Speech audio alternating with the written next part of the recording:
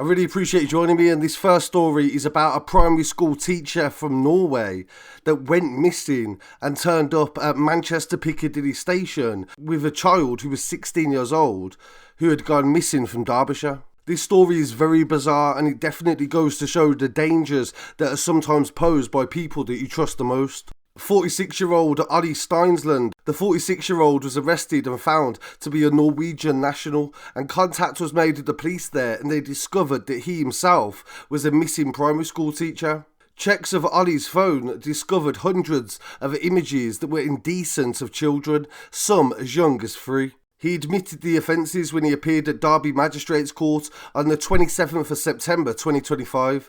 He appeared at the same court and was sentenced to 3 years in jail. He has also been handed a lifelong sexual harm prevention order that prevents him from having any contact with any teenagers, and he will be deported upon his release. Detective Constable Isabel Folks, who led the investigation, said, "Ole was clearly a very dangerous man, and we have no doubts that his appalling offending would have continued had we not arrested him. Examination of his phone following his arrest showed he was in contact with a number of children online, some of them as far away as Chile.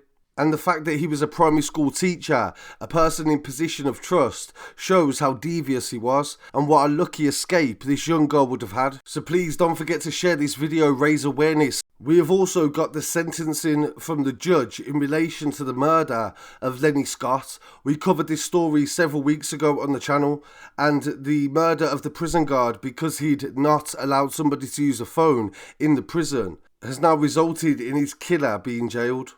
To watch the full video, just go to our Instagram page, Telegram page or Twitter page, and I'll leave a link in the description. Which it was illegal for you to possess and lawful for him to confiscate. Upon that phone there was evidence of further offending by you. Subsequently, you offered him money to dispose of the phone, which he refused. And then you threatened him. In chilling words of what was to follow, you threatened to kill him. You said, "I will bide my time," and you motioned with your hand a firearm. Almost 4 years later, on the 8th of February 2024, and after careful planning, you waited for Lenny Scott outside Peel House in Skelmersdale. At 7:35 that evening, you walked up to him and you shot him with a handgun.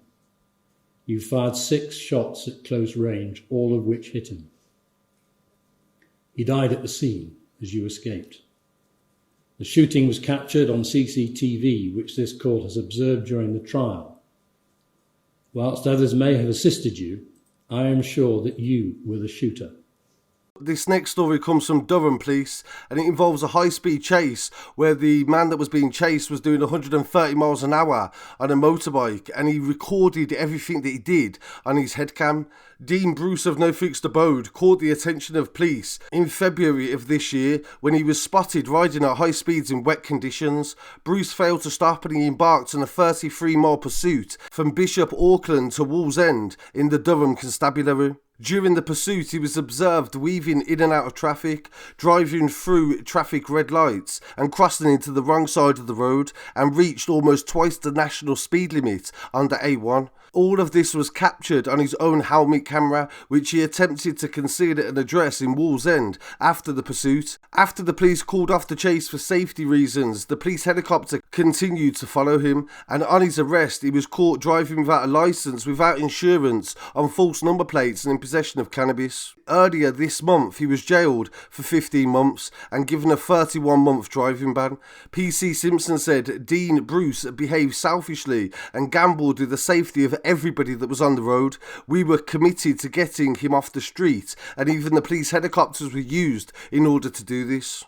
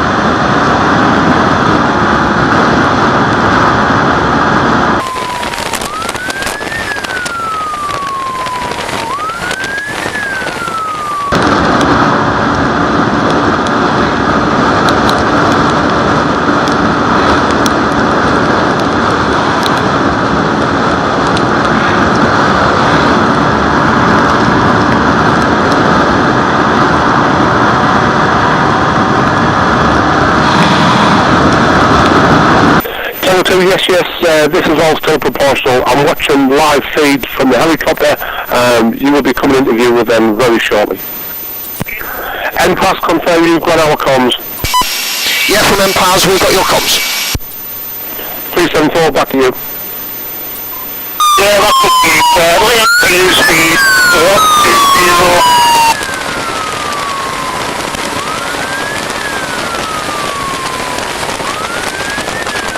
You are high board. NPAS, we haven't got the vehicle yet. The vehicle will be parked at junction 63, so maybe we'll start from there on the road.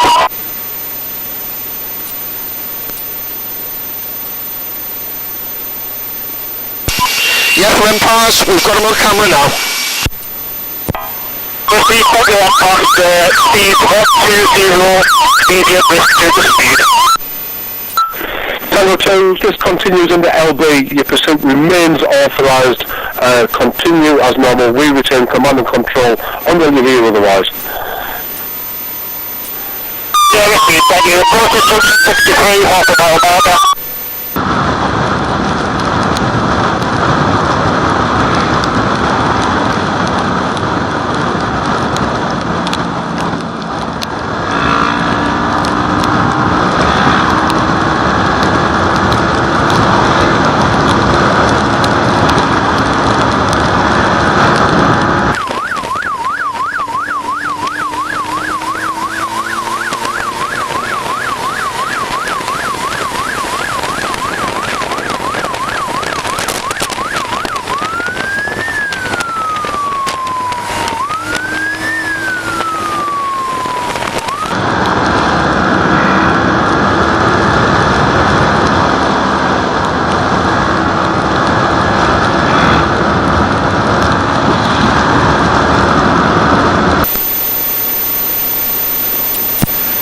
Now we head down the force area.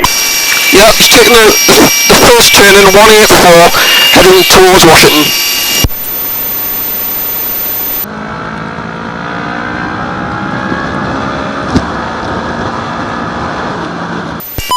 Approaching Gateshead Highway roundabout. Stand by for directions. Not one. Not one. Not two. Not two.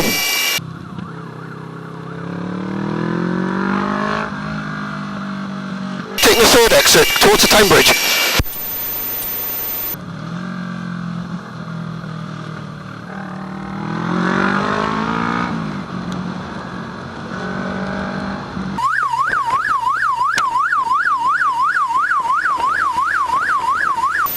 He's committed to the Tyne Bridge, crossing the Tyne Bridge, entering now.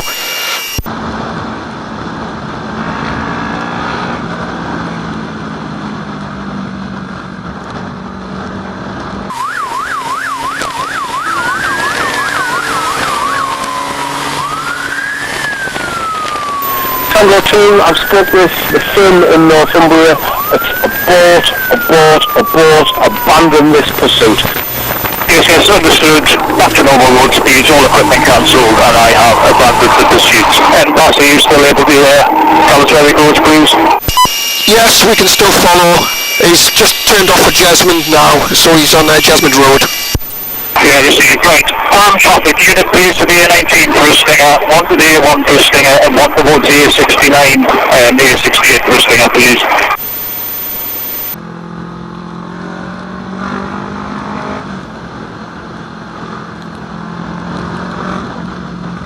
He's actually started going into some of the back streets of Perth Gardens now.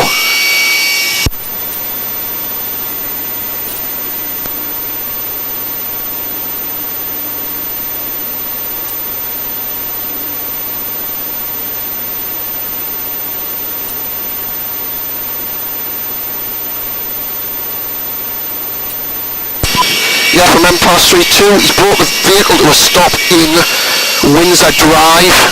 That's Windsor Drive in Wallsend.